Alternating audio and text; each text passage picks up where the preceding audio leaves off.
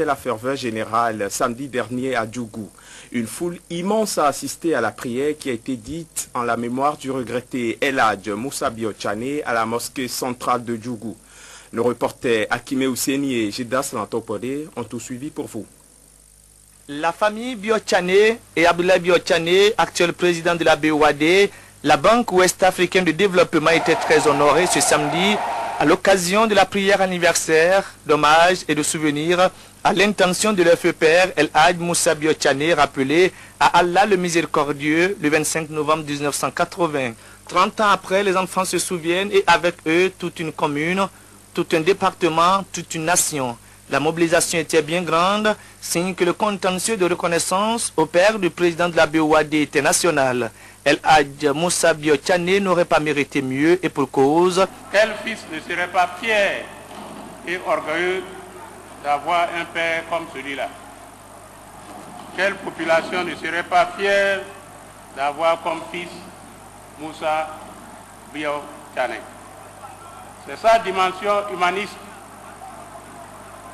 Partout où il a vécu, il a élevé beaucoup d'enfants. Il avait toujours mis tous ces enfants-là à l'aise.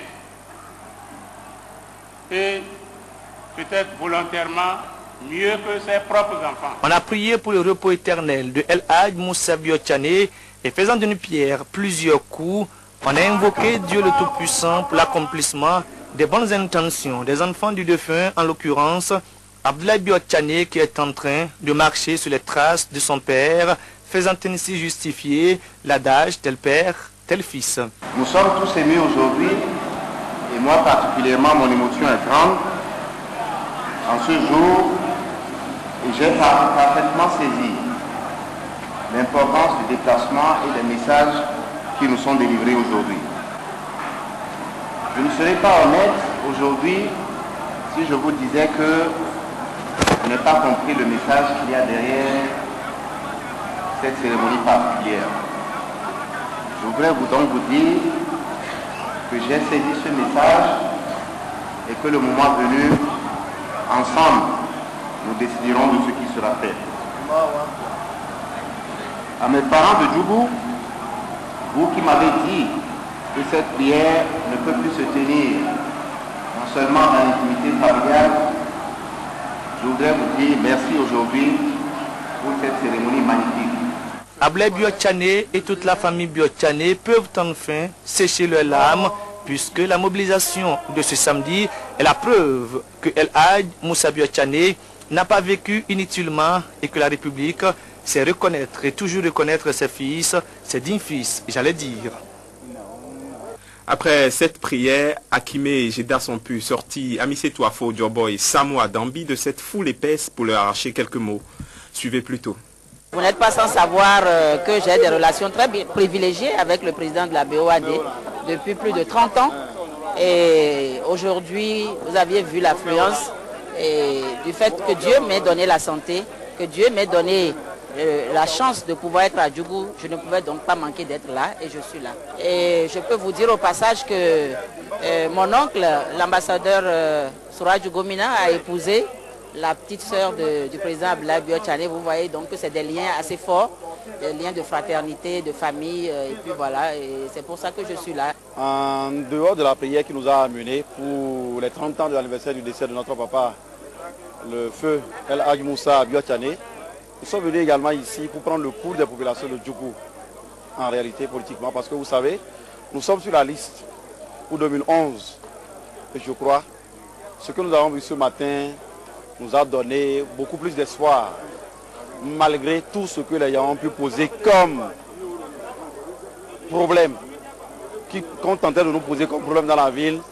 on s'en est sorti, et aisément. La population choisit là où il y a la vérité. La population choisit là où elle peut espérer.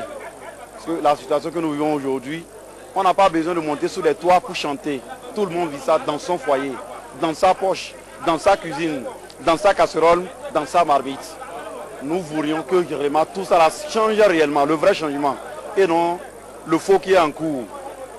Et en 2011, nous allons mettre fin au faux changement qui est venu.